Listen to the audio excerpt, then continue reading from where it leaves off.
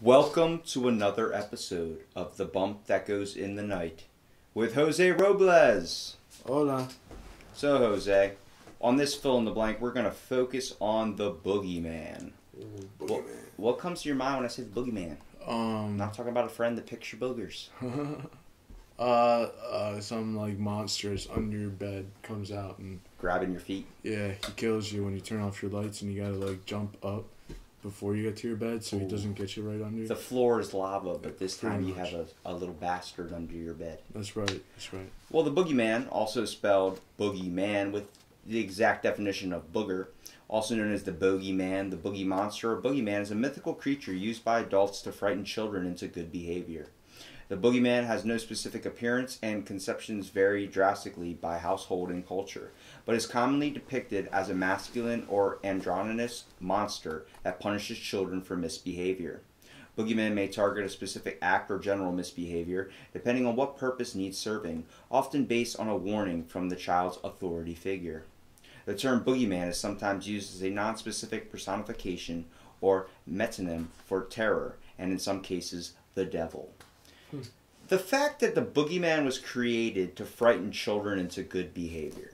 Where have you seen that? I've definitely experienced my mom or my dad when I was a little kid saying, you know, if you don't act right, the Boogeyman's going to come and get you, and like doing the ooh, like just scaring the living daylights out of me to the point where I had to buy a nightlight to try and sleep at night. What comes to your mind? Like, have you ever experienced your parents kind of playing this little trick on you in a way? Yeah, so in Mexico, the Boogeyman, same concept. It's called the cucuy. And so, like... Which we podcasted about. Yeah. So, like, if your parents were ever wanted to scare you for something, like, hey, don't do this. The cucuy's going to get you. You know, same thing. Just like, hey, don't go and do that. It's, you know, the Boogeyman's going to get you. It's a way of keeping you, I guess, in line. Yeah, exactly. Because, I mean, you don't want the Boogeyman to get you. Who the fuck wants the Boogeyman to get them? So, like... Good God, I don't want to be taken by a guy that picks my boogers. Exactly. I do that myself, thank you. Terrible. Exactly. So let's talk about the etymology behind it. The word boogie is believed to be derived from the Middle English, meaning something frightening or scarecrow-like creature. Theories on its origin include a root meaning goat, or a cognate of the German goblin. It could be influenced in the meaning by Old English Buddha used in compounds for beetle. So the word also is linked to similar words in the Indo-European lights, such with the Scots known as the Bogles, the Western Frisons, which is known as the Bogeymen, the Dutch known as the Bowmen, the Bootsman being German, the Boosman being Norwegian, and the Bahamut Bahadu, which means Danish, which is a really weird name to say Boogeyman. Why don't you just go with Boogeyman, man?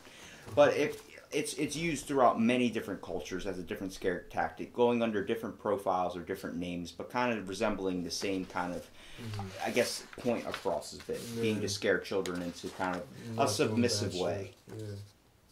So there are other origins based on this. Is in Southeast Asia, the term is popularly supposed to refer to Bugis or Buginese pirates, ruthless seafarers, or southern Sulawesi, Indonesia, third largest island. These pirates often plagued early English and Dutch trading ships of the British East India Company and Dutch East India Company. It is popularly believed that these resulted in the European sailors bringing their fear of the Boogeyman back to their home countries. However, etymologists disagree with this because words relating to Boogeyman were in common use centuries before European colonization of Southeast Asia. In Luo, dialects in Eastern Africa, the term wogo, with pronunciation sound like booga, means to scare. This correlation is most likely spurious as the Nilotic language roots predate the modern concept of civilization itself. So they think it might have actually originated from East Africa. Seems to be the best thing because so much stuff comes from Africa, first of all.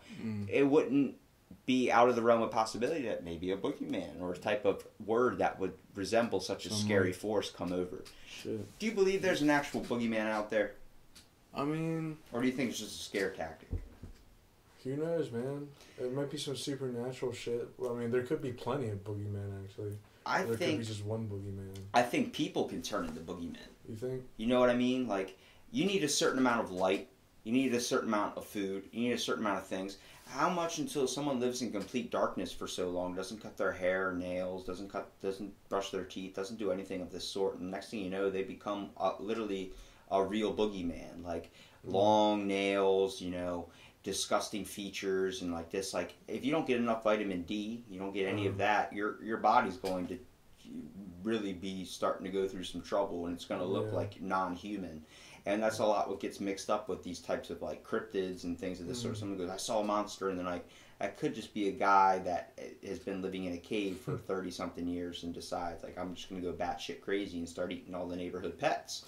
So it's all right for little Timmy to look under his bed for this this supposed being, because you never know if someone just breaks into your house. Maybe, because like, I don't think a boogeyman would be a person. I think it would be like some sort of like demon creature. Like a portal opens up in your closet. Yeah, exactly, and like you can't hear it or anything, except for when you're laying in bed and you hear tapping just from the closet. You look over and there's just a fucking boogeyman sitting there, Tapping from the closet. I'd be more afraid of the monsters. Like how many movies play with the red eyes under the bed, like a little kid sleeping or something, and then all you hear is like the scratching going, like down, like oh my god, like if you have hardwood floors, that's why I was always happy we had carpet, because like he can't do that shit. He has to go find somewhere else. I'm like, if he's gonna kill me, he's gonna be silent as hell, because he's not gonna hurt me.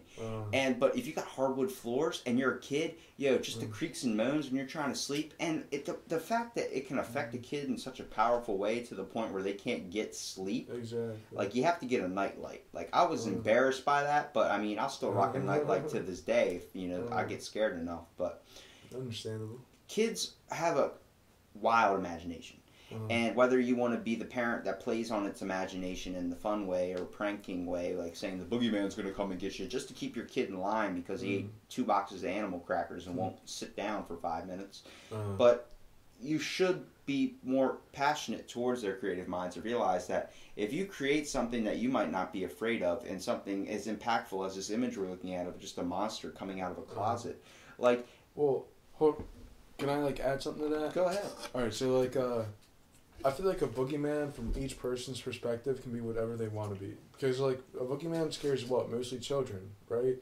But when parents say, like, oh, like, the boogeyman's going to get you, you're never really, like, 100% with that. That boogeyman might just sit you down and be like, oh, yeah, so, you got to stop making bad decisions. But in kids' heads, the boogeyman's automatically is just, like, a monster that's out to kill them. Because that's how parents describe it to them. So imagine if the boogeyman just, like, sits down with the child, like, and just has a stern talking. Look, you're getting older, and girls are looking more attractive. And like, is the boogeyman giving me the talk? Are you giving me the birds and the bees? Look, man, I'm just letting you know, I live in your closet. Okay, so you start bringing girls over here. Give me a warning, okay? Because I won't come out for a certain amount of time. I'll put headphones on and I'll relax to my creepy sounds of the ocean, okay? Who's to say that the boogeyman wouldn't be your best friend? Maybe that's a lot of people try and conquer their fears or nightmares by becoming friends with it or facing it and realizing it's not a fear in the first place. And the fact, what's fear? It's just pain. They say it's pain leaving the body, right? It's that whole thing, like false evidence appearing real is the acronym for fear. Yeah. And you look at that, I'm like, really, fear is nothing. There's nothing to be afraid of in this world. There are real threats and real dangers, but if you really take the look of the aspect of like supernatural monsters, paranormal, whether you want to believe in it or not, I think it gives every kid an imagination. It gives every adult an imagination, never to lose the idea that there's a cryptid out there. But being afraid of something, you should never be afraid of what's new. And it sucks because when you're a kid and you're so, like, your mind's like Play-Doh, and you see something as monstrous as this, you get scared to hell. But who's to say when you turn 21, that boogeyman doesn't finally come out like the evil monkey in the closet, decides to sit down and have a beer with you? Exactly. Well, I mean, what if, like, instead of, like, trying to kill you and shit now, once you turn, like, 18, the boogeyman's just, like, trying to get as many taxes from you as you can or some shit. Like... Look, I'm going to help you file your taxes, okay? We're going to sit down and set you up a bank account. I'm going to max out your credit card. You know what sucks? And we're not paying it all. You're going through puberty and you're a guy and you're like exploring your body, you're doing that shit, and the boogeyman's like, I can't do it anymore, I'm fucking moving out, and just gets out of the closet with like a little bindle, a little sack, and just like, I'm packing my shit and getting out. What shit did you have in my closet? Like, bro, that's the 12th time you've jerked off to me.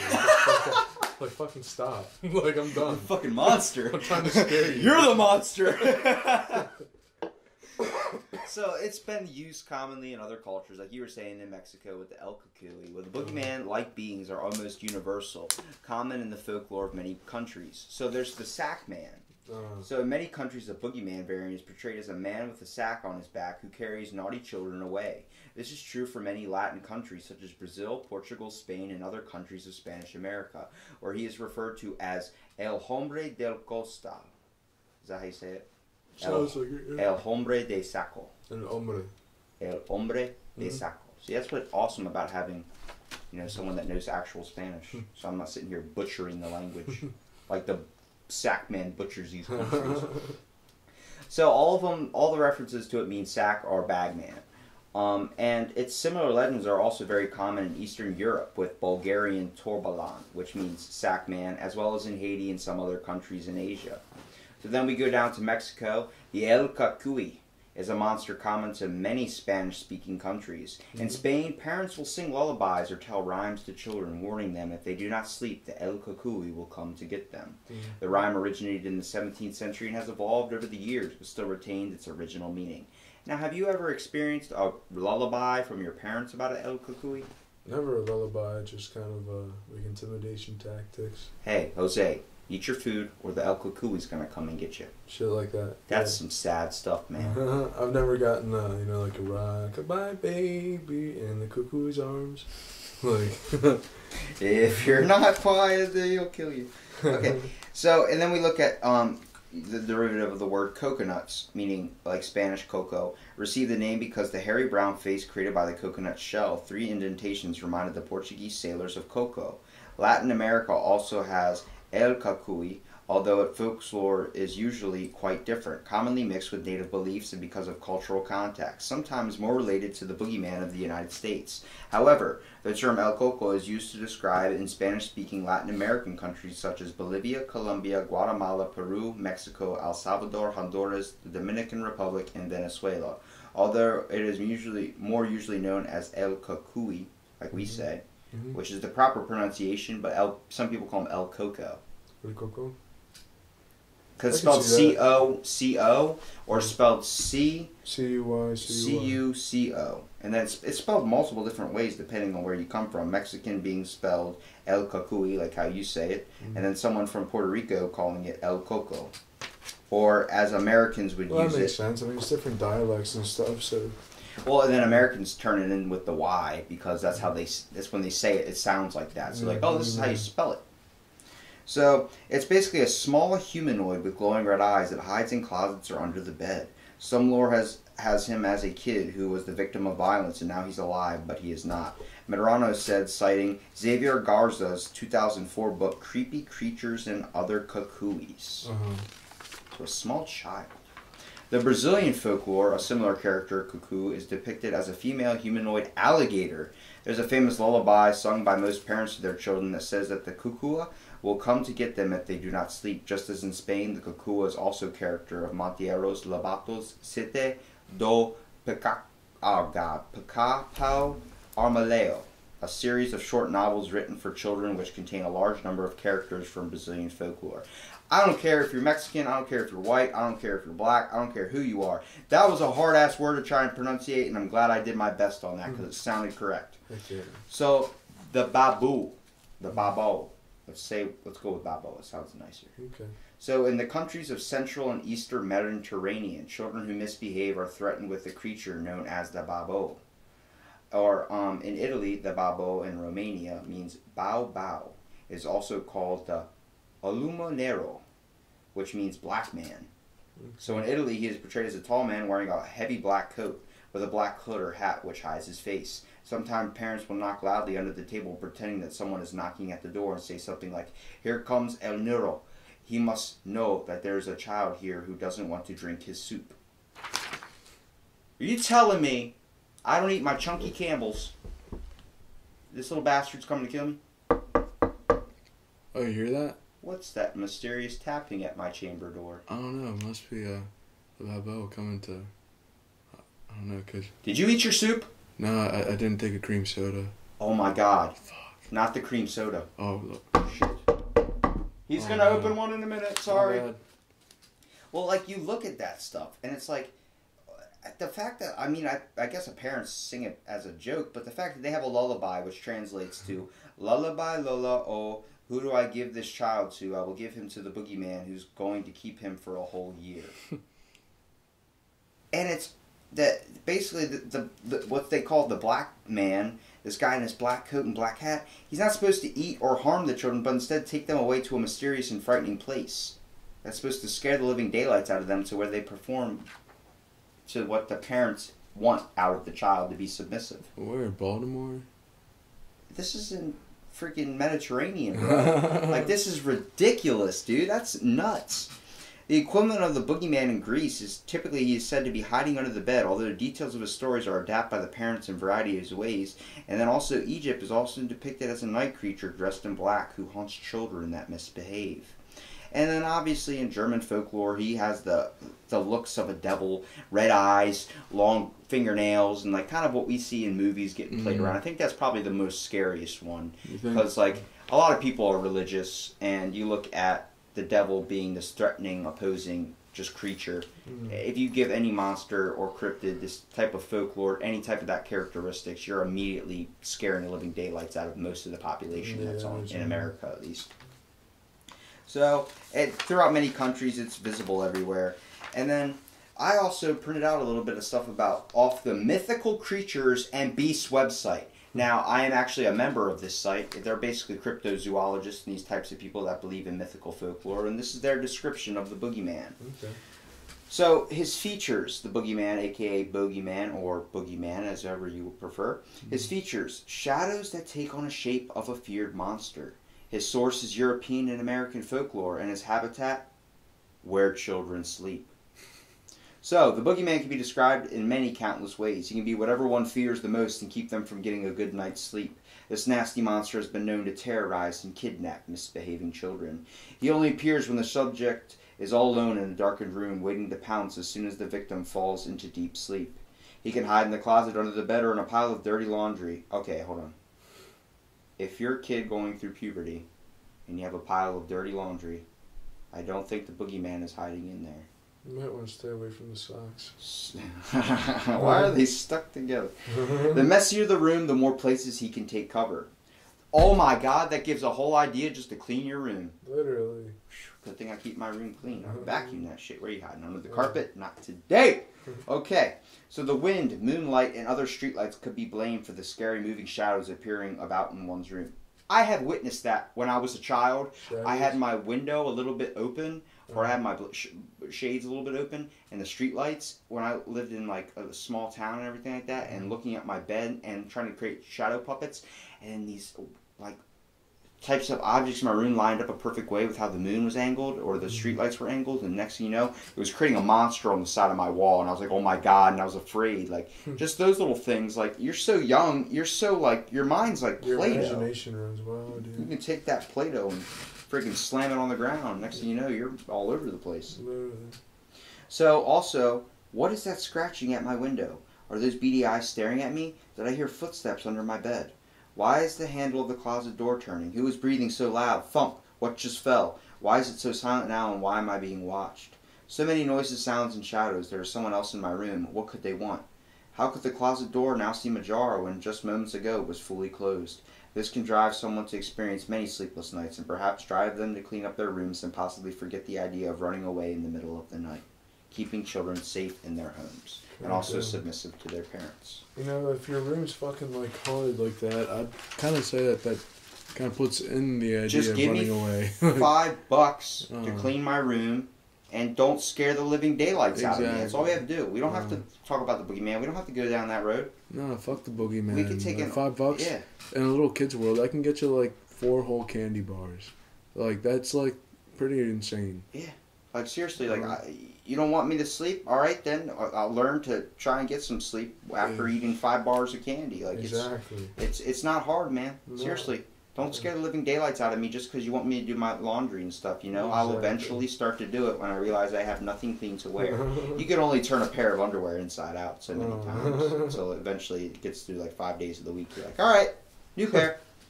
Well, thanks for listening to this episode of Fill in the Blank, and I guess check under your bed for maybe a Boogeyman that either might want to eat you or just talk to you. If he's not there, I probably will be.